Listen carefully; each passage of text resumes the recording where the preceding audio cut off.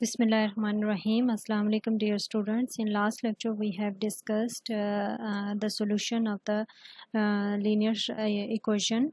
We have discussed three cases: unique solution, no solution, or infinite many solution. That what form will be of the augmented matrix in echelon form. So we can say that it has a unique solution, no solution, or infinite many solution. So if we have reduced an augmented matrix in echelon form, and we get a row of all entries are zero, whose all entries are zero, then the system is consistent. And if the form occur like 0 equal to some constant b, then the system has no solution. And we have discussed if it has infinite many solution, then what form will be. So in today's lecture we will discuss the vector equation. So जो basic काम आपने करना है वो वही करना है. इसमें हम कुछ नए कंसेप्ट करेंगे, कुछ नई चीज़ें करेंगे. यानी कि आपने अगर वेक्टर इक्वेशन है तो वेक्टर इक्वेशन कैसे होगी, उसको आप कैसे सॉल्व करेंगे और किस फॉर्म में आप उसको कन्वर्ट करेंगे.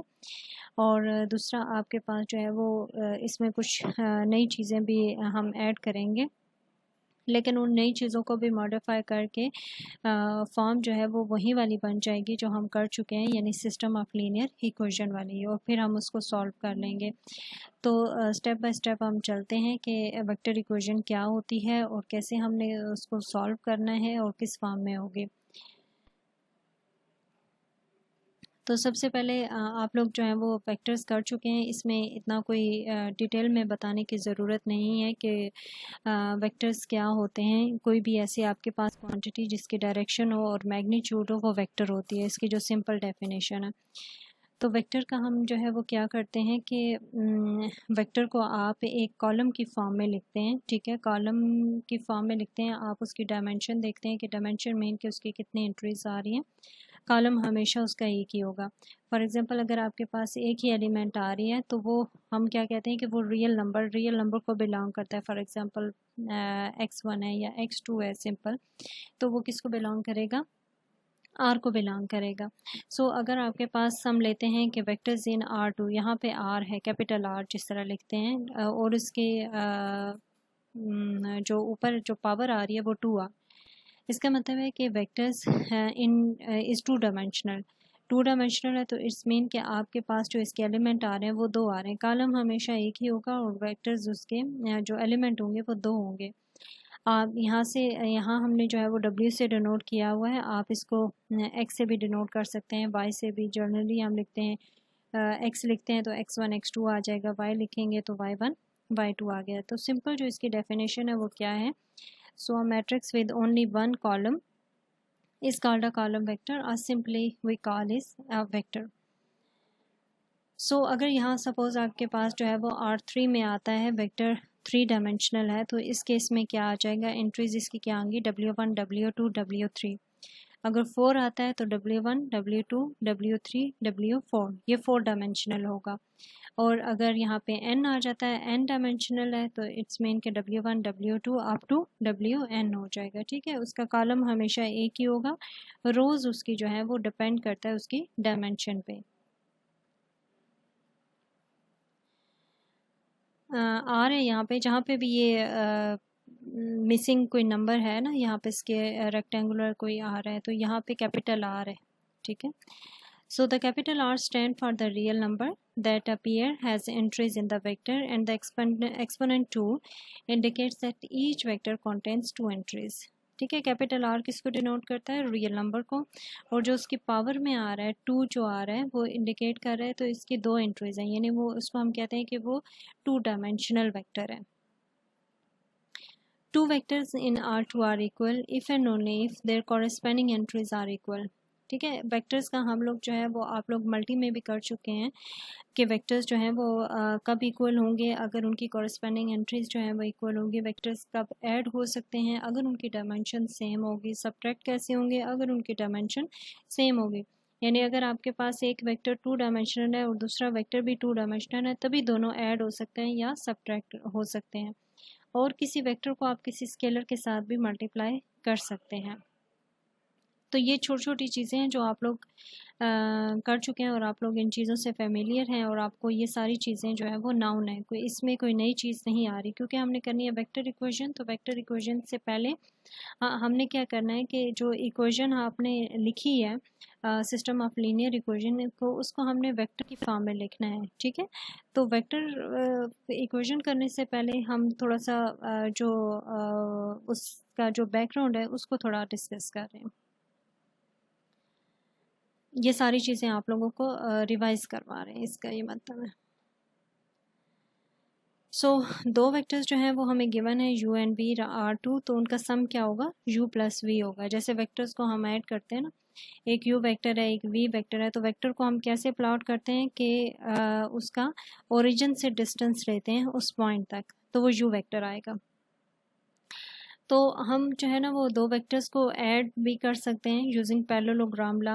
आपने ये बहुत ही बेसिक रूल है जिसमें हम जो है दो वेक्टर्स को ऐड कर सकते हैं अगर ज्योमेट्रिकली आप उसको डिस्क्राइब कर रहे हैं। और वो जो वेक्टर होगा वो क्या होगा u प्लस वी होगा, और इसको हम u प्लस वी को क्या कहते हैं resultant vector. So fourth point is given a vector u and a real number c, the scalar multiple of u by c is the vector cu। ठीक है, किसी वेक्टर को हम किसी स्केलर के साथ मल्टीप्लाई कर सकते हैं, वो क्या आ जाएगा cu आ जाएगा।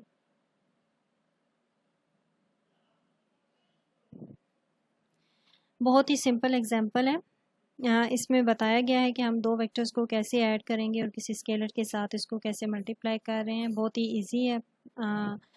क्या है कि दो वेक्टर्स हमें गिवन है u एंड v। तो u वेक्टर जो है ये भी 2 डायमेंशनल है और v वेक्टर भी 2 डायमेंशनल है, क्योंकि इनकी दो एंट्रीज हैं। फाइंड फॉर u का मतलब है कि u को आपने किसी स्केलर के साथ मल्टीप्लाई करना है और स्केलर हमें गिवन है 4। तो फॉर u क्या आ जाएगा, इसकी हर एंट्री को आप 4 से मल्टीप्लाई कर देंगे। 1 को 4 से मल्टीप्लाई करेंगे तो 4 आ जाएगा, -2 को 4 से मल्टीप्लाई करेंगे तो -8 आ जाएगा। Next you have to find -3 into v, यानी -3 को आपने v के साथ मल्टीप्लाई करना है।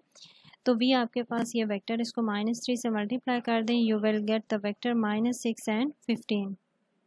Next you have to find 4u plus into -3v, यानी आपने ये जो फर्स्ट स्टेप में किया आपने उन दोनों को ऐड करना है। तो ऐड करने के लिए एक आपके पास वेक्टर आया 4 -8 और दूसरा आया -6 15, तो आप इन दोनों को ऐड कर लें। ऐड आप कैसे करते हैं, कोरिस्पेंडिंग एंट्रीज को आप जो है वो ऐड कर सकते हैं। तो सिंपल हम जो है वो क्या करते हैं, ए बी कॉलम वेक्टर आपके पास होता है, उसको आप ऑर्डर पेयर की फॉर्म में भी लिख सकते हैं, ये भी कॉलम वेक्टर को ही डिनोट करता है। जी, ये मैं आपको बता रही थी कि पैरेललोग्राम लॉ ज्योमेट्रिकल डिस्क्रिप्शन जो वेक्टर्स की है वो कैसे होगी और u प्लस वी हम कैसे डिफाइन करते हैं। सपोज आपके पास दो वेक्टर्स आ रहे हैं u एंड v, तो u वेक्टर आप कैसे लेते हैं, u वेक्टर 0 से ओरिजिन से इस पॉइंट तक उसका डिस्टेंस है, ठीक है, ये पॉइंट हमें गिवन होगा। तो ये आपके पास u वेक्टर आ गया, और v आपके पास क्या आ गया, ये एक पॉइंट है, इसका ओरिजिन से डिस्टेंस v आ गया। तो ये डायरेक्शन जो है ये वेक्टर को शो करता है। अब क्या होगा कि आपने u वेक्टर के इक्वल एक वेक्टर ड्रा किया, ये आपके पास आ गया, ठीक है, ये पैरेलल है। और यहाँ पे ये वाला वेक्टर कौन सा है, v वेक्टर के पैरेलल है। तो ये जो आपके पास डायगोनल वेक्टर रिजल्टेंट वेक्टर आ रहा है, this is the vector u plus v।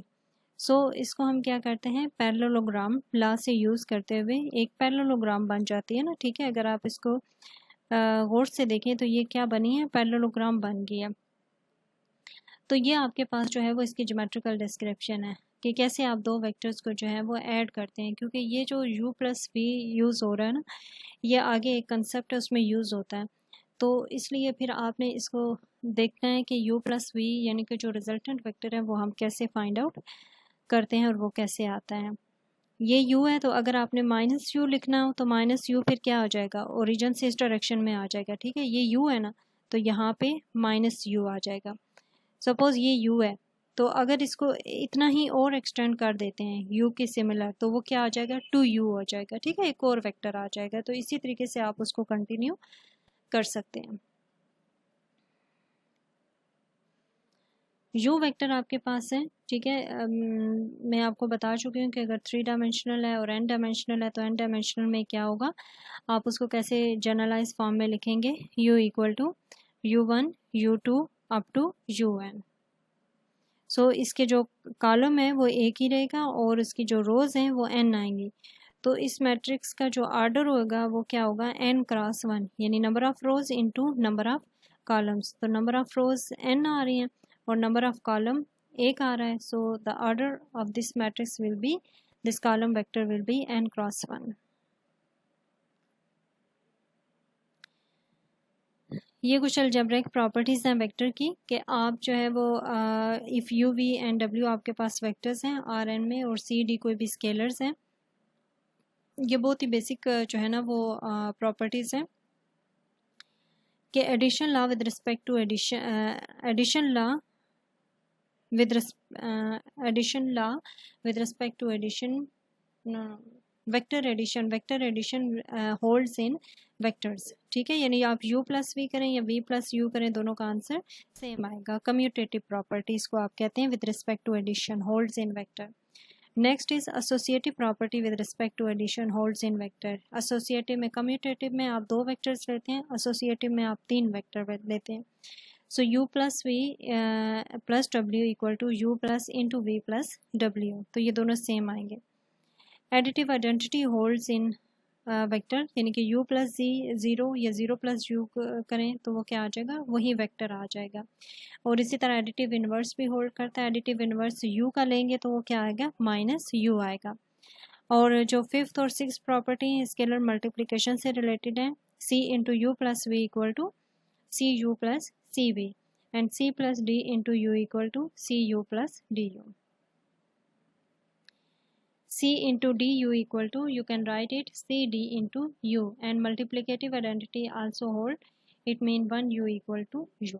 ठीक है, ये यहाँ तक तो कुछ बेसिक चीज़ें थी वेक्टर से रिलेटेड कि कैसे हम वेक्टर्स लेते हैं, उनकी डायमेंशन कैसे लेते हैं और अलजेब्रिक प्रॉपर्टीज़ जो है वो क्या होती हैं वेक्टर्स की, और ज्योमेट्रिकली आप वेक्टर को कैसे डिस्क्राइब करते हैं। अब आगे हमने क्या करना है, यहाँ से एक जो है ना वो नई चीज़ शुरू होती है। अभी तक जो हमने चीज़ें की हैं वो वही थी जो हम लोग पहले कर चुके हैं, कुछ रिवाइज की हमने। अच्छा जी, अब क्या है कि given vectors v1 v2 and vp in Rn and given scalar the vector y is defined as.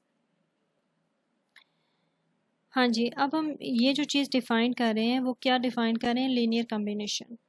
Linear combination क्या होता है, कॉम्बिनेशन मीन कि आपके पास कुछ ऐसी 2 चीज़ें हैं जिनको आपने कंबाइन फॉर्म में लिखा हुआ है। अब आप उसको लिखते कैसे हैं, फॉर एग्जांपल अगर आपके पास कुछ वेक्टर्स आ रहे हैं और कुछ स्केलर्स आ रहे हैं, ठीक है। सपोज वेक्टर्स आपके पास आ रहे हैं v1 v2 up to vp और स्केलर्स आ रहे हैं c1 c2 एंड cp। अगर आप वेक्टर को स्केलर के साथ मल्टीप्लाई करके इन सबको ऐड कर देते हैं तो आपके पास क्या आता है, लीनियर कॉम्बिनेशन आता है, ठीक है। सपोज अगर आप जो है वो एक यहीं से देख लेते हैं, यहाँ पे हमने एक एग्जांपल की थी वेक्टर्स की। फॉर एग्जांपल हम यही ले लेते हैं 4u plus into minus 3 into v. अब ये देखें कि आप ये u एंड v क्या आ रहे हैं, वेक्टर्स हैं। u को किसके साथ मल्टीप्लाई किया, स्केलर के साथ। v को किसके साथ मल्टीप्लाई किया, स्केलर के साथ, और उन दोनों को क्या कर दिया, ऐड कर दिया। तो यहाँ पे ये वाला जो आपके पास टर्म बनती है इससे आपके पास एक वेक्टर ही आता है, ठीक है। तो ये आपके पास जो फॉर्म है ना, this form is known as linear combination, ठीक है। और इस लीनियर कॉम्बिनेशन में वेक्टर्स क्या आ रहे हैं, u एंड v, और स्केलर्स क्या आ रहे हैं, c1 क्या आ रहा है 4 एंड c2 इज -3। सो अगर आप इसको सिंपलेस्ट फॉर्म में करते हैं ना, ये 2 वेक्टर लेके, तो ये वाली जो फॉर्म आ रही है ये लीनियर कॉम्बिनेशन है।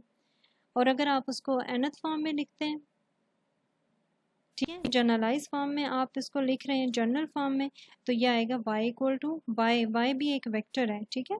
अभी जैसे एग्जांपल की थी तो हमने जब उन दोनों को ऐड किया था तो वहाँ पे एक वेक्टर ही आया था, तो इसलिए यहाँ पे भी एक वेक्टर ही आएगा। So this form is known as the linear combination y equal to c1 v1 plus c2 v2 up to c p v p, V1 V2 VP की जगह आपको छोड़ भी दे सकते हैं। सपोज आप वेक्टर्स चेंज कर सकते हैं, ये तो डमी वेरिएबल है ना, आप x1 x2 xp भी ले सकते हैं, n भी ले सकते हैं आप, ठीक है। तो कांस्टेंट सेम रहेंगे C1 C2 CP, क्योंकि आगे जब हम इसको इक्वेशन की फॉर्म में कन्वर्ट करेंगे तो फिर इजी हो जाएगा आपके लिए, क्योंकि आप इससे यूज टू हैं x1 x2 से, तो इसलिए आप x1 x2 ले लें। तो इसमें जो V1 V2 and VP vectors होंगे वो हमें गिवन होंगे, जो अननोन होंगे वो कौन से होंगे, C1 C2 और CP। So these are called the weights. सो अगर हम कहते हैं कि ये वाला लीनियर कॉम्बिनेशन है वेक्टर्स का, सो इसके वेट्स क्या होंगे, C1 C2 एंड CP। हाँ जी, अब हमने आगे क्या काम करना है ये इस एग्जांपल से गिवन होगा, आपको पता चलेगा कि क्या करना है। Let A1 A2 and B b 3 vectors, ठीक है। A1 हमें गिवन है, A2 गिवन है और B गिवन है। Determine whether B can be generated और can be written as a linear combination of A1 and A2। हमने क्या करना है कि हमने बताना है कि whether B can be generated, B can be written. Generate का मतलब होता है कि लिख सकते हैं B को as a linear combination of A1 and A2, आपने ये बताना है, ठीक है। और हमें कुछ गिवन नहीं है, हमने कुछ सॉल्व करने का हमें नहीं कहा गया कि आप बताएं x1 x2 की क्या वैल्यूज़ आती हैं। हमने सिंपल क्या करना है, बताना है कि whether B can be generated as a linear combination of A1 and A2। तो इसके लिए जो है वो हमने क्या करना है, if B can be generated, if B can be written as a linear combination of A1 and A2, तो इसको हम कैसे लिखेंगे, B को हम लिखेंगे B can be generated, B को लिख सकते हैं, ठीक है, किस किस के लीनियर कॉम्बिनेशन से, A1 and A2।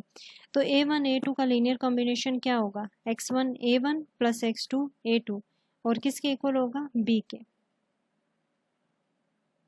So this is a vector equation, ठीक है, जो हमने स्टार्ट में किया था कि वेक्टर इक्वेशन है। जनरल फॉर्म आपके पास जो वेक्टर इक्वेशन की आएगी वो यही वाली आएगी जो लीनियर कॉम्बिनेशन में हम लेते हैं। सो आपने बताना है कि ये आपके पास जो वेक्टर इक्वेशन है, अब देखिए ये आपके पास वेक्टर इक्वेशन आ गई x1 A1 plus x2 A2 equal to B।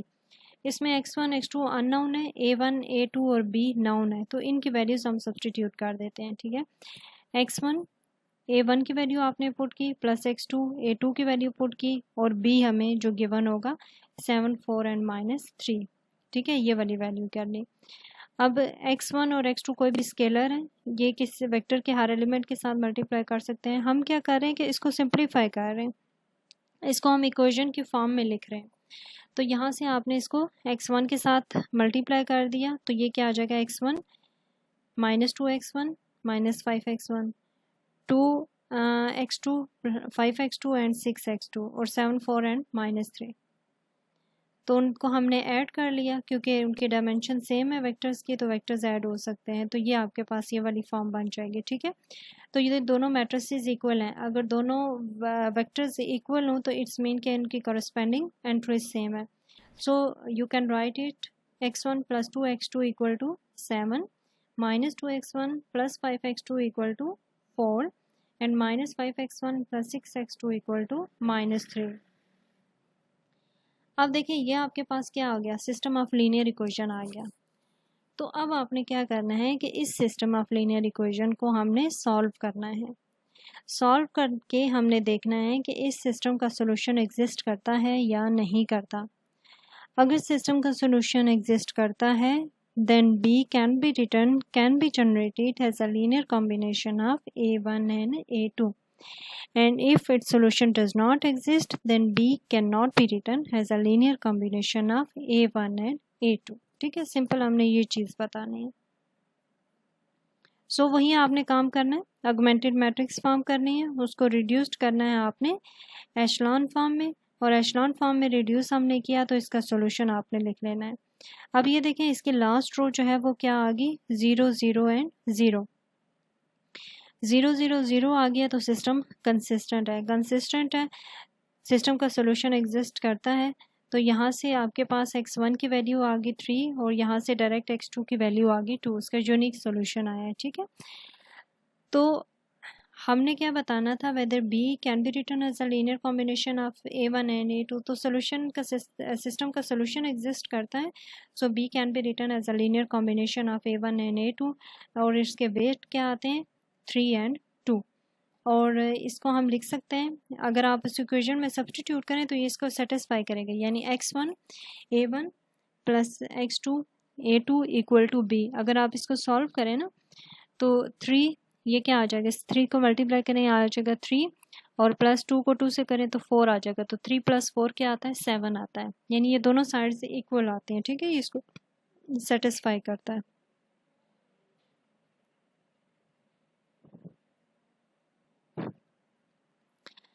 तो अब जब भी हमने बताना हो कि whether vector can be written as a linear combination of the remaining vectors, तो आपने क्या करना है, उसको फॉर्म में लिख लेना है वेक्टर इक्वेशन को, और सिस्टम ऑफ इक्वेशन को आपने सॉल्व करके बता देना है कि सिस्टम का सोल्यूशन एग्जिस्ट करता है या नहीं करता। अगर एग्जिस्ट करता है then b can be written as a linear combination of A1 and A2, और अगर एग्जिस्ट नहीं करता then b can not be written. ठीक है, तो यहाँ से देखें कि बजाय इसके कि आप इसको इक्वेशन की फॉर्म में लिखें, फिर इसको पूरा सॉल्व करें, और सॉल्व करने के बाद आप सिस्टम ऑफ लीनियर इक्वेशन की फॉर्म में लिखें, और फिर इसको आप ऑगमेंटेड मैट्रिक्स की फॉर्म में लिखें, तो आप डायरेक्ट इस यहाँ से भी स्टार्ट कर सकते हैं।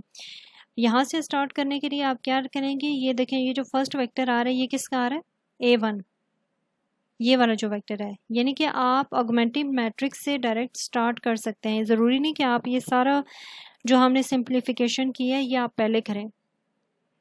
तो आप जो है वो कैसे लिखेंगे, A1 A2 एंड B लिखें ऑगमेंटेड मैट्रिक्स में, ये A1 A2 एंड B, और इसको एशलॉन फॉर्म में रिड्यूस करें और चेक करें कि सिस्टम का सोल्यूशन एग्जिस्ट करता है या नहीं करता। ठीक है, तो वो जो पहले सारा प्रोसीजर था वो सिर्फ आपकी अंडरस्टैंडिंग के लिए, अगर आप करना चाहते हैं उस तरीके से आपको ईजी लगता है इसको रिड्यूस करना तो आप बेशक वैसे कर लें, लेकिन अगर आप उसको अवॉइड करना चाहते हैं तो आप यहाँ से डायरेक्ट भी सॉल्व, यहाँ से भी लेके चल सकते हैं और इसको सॉल्व कर सकते हैं। हाँ जी, ये वही चीज़ है कि आप जो है यहाँ से भी कर सकते हैं। It's mean that write this matrix in a way that identifies column A1 A2 and B। आप ऑगमेंटेड मैट्रिक्स लिखेंगे, first A1 A2 and B column लेके भी चल सकते हैं आप। सो यहाँ बताया गया है कि जो हमने वेक्टर इक्वेशन किया ना और जो हमने ऑगमेंटेड मैट्रिक्स किया, दोनों का सोल्यूशन सेट सेम आएगा। ठीक है, यानी आपने देखा ना हमने क्या किया था, जो वेक्टर इक्वेशन थी लीनियर कॉम्बिनेशन वाली, उसको हमने सिस्टम ऑफ लीनियर इक्वेशन में कन्वर्ट किया, उससे हमने ऑगमेंटेड मैट्रिक्स बनाई, और फिर ऑगमेंटेड मैट्रिक्स को हमने सॉल्व करके सिस्टम का सोल्यूशन चेक किया। तो आपके पास जो वेक्टर इक्वेशन थी वो क्या आ रही थी, x1 A1 plus x2 A2। अगर हम इन जनरल लिख रहे हैं तो xn an equal to b आएगा। और जो दूसरी, अगर आप ऑगमेंटेड मैट्रिक्स से सॉल्व करना चाहते हैं तो वो क्या आएगी, A1 A2 an और b। तो इन दोनों का जो सोल्यूशन सेट है वो सेम आएगा, because this augmented matrix is reduced from the matrix is reduced from the vector equation. ठीक है, so in particular B can be generated by a linear combination of A1 A2 and an if and only if there exists a solution to the linear corresponding to the linear system corresponding to the matrix 5। so हम क्या कहेंगे कि अगर हमने find करना हो that B can be generated as a linear combination of the given vectors, तो इसके लिए हमने क्या करना है, सिस्टम का सोल्यूशन देखना है कि वो एग्जिस्ट करता है या नहीं करता। ठीक है, ये ज़रूरी नहीं है कि उसका यूनिक सोल्यूशन आए, उसके इनफाइनाइट मैनी सॉल्यूशंस भी आ सकते हैं, लेकिन बस आपने ये चीज़ देखनी है कि उसका सोल्यूशन एग्जिस्ट करना चाहिए। So the next concept is spanning set. अब स्पैनिंग सेट क्या होता है, स्पैनिंग सेट ये है कि आपके पास जितने भी पॉसिबल लीनियर कॉम्बिनेशंस बन रहे हैं ना वो स्पैनिंग सेट है। पहले हम इस ज्योमेट्रिकली जहाँ हमने डिस्क्राइब किया था, हाँ जी, यहाँ से देख लेते हैं हम स्पैनिंग सेट के जो कंसेप्ट है।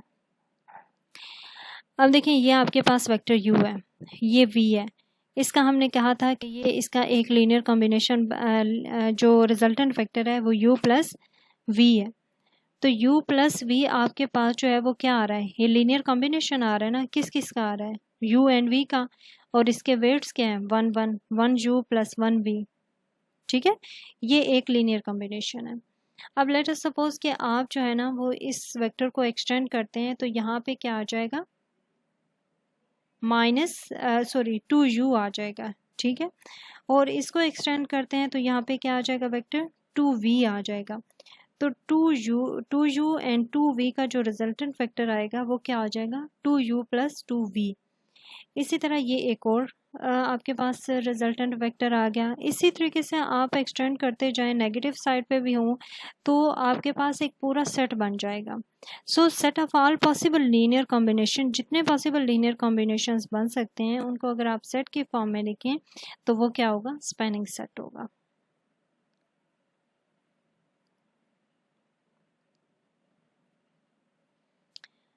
So if we have pth vector, then the set of all linear combinations of these vector is denoted by spanning set of v1, v2 and vp and is called the subset of Rn spanned by v1, v2 and vp। ठीक है, तो उसको हम जितने भी linear combinations बन रहे हैं वो क्या होंगे, स्पैन होंगे, स्पैनिंग सेट होगा। सो लीनियर कॉम्बिनेशंस किस फॉर्म में होंगे, c1v1 plus c2v2 up to cpvp, और इसमें c1 c2 और cp क्या है, वेट्स हैं या स्केलर्स हैं।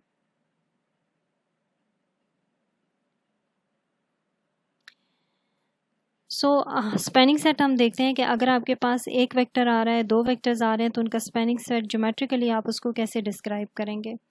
So let V be a non-zero vector in R3, then spanning set of V is the set of all scalar multiple। अब देखें, ये देखें, इसमें हमारे पास एक ही वेक्टर आ रहा है V। ठीक है, लेट अस सपोज कि ये V वेक्टर आ रहा है। अब इसको एक्सटेंड करेंगे तो दूसरा वेक्टर क्या आएगा, 2V। नेगेटिव साइड पे कर रहे हैं तो -V -2V। अब ये आपके पास क्या आएगा, 3V 4V 5V। तो इस तरह से जो है ना वो वेक्टर आपके पास जो इसका जो स्पैनिंग सेट है वो क्या आ रहा है, लीनियर कॉम्बिनेशन तो आपके पास एक ही आ रहा है ना, वेक्टर v है, तो इसी का लीनियर कॉम्बिनेशन आएगा।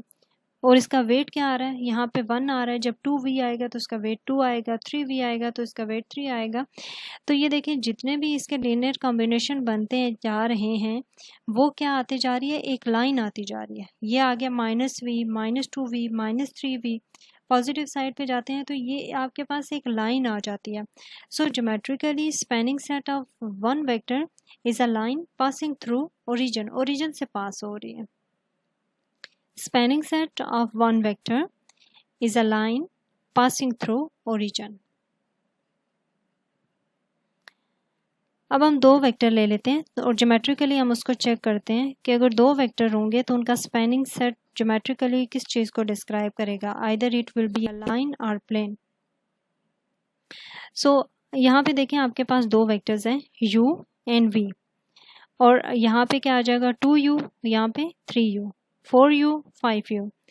इसी तरह v का लेते हैं तो 2v 3v। ठीक है, और इसी तरह एक्सटेंड करते जाएं 4v आ जाएगा। अब देखें, ये आपके पास u वेक्टर है, ये v वेक्टर है, तो इसका रिजल्टेंट वेक्टर क्या आ जाएगा, u प्लस v, जो लीनियर कॉम्बिनेशन आएगा। इसी तरह अगर हम लेते हैं v को लेते हैं और 3u को लेते हैं तो इसका रिजल्टेंट वेक्टर लीनियर कॉम्बिनेशन क्या आ जाएगा, 3u प्लस v आएगा। इसी तरह एक्सटेंड करते जाएं तो ये आपके पास जो है वो क्या बनती है, प्लेन बनती है, लाइन नहीं बन रही है, प्लेन बन रही है, और ये भी ओरिजिन से पास होगी। यानी अगर आप नेगेटिव साइड पे नेगेटिव डायरेक्शन में हम भी ले रहे हैं ना, एलिमेंट वेक्टर ले रहे हैं, तो वो -u -v -2u -3u आ जाएगा। तो ये आपके पास क्या आ गए, सो spanning set of uv, spanning set of two vectors will be the plane passing through origin।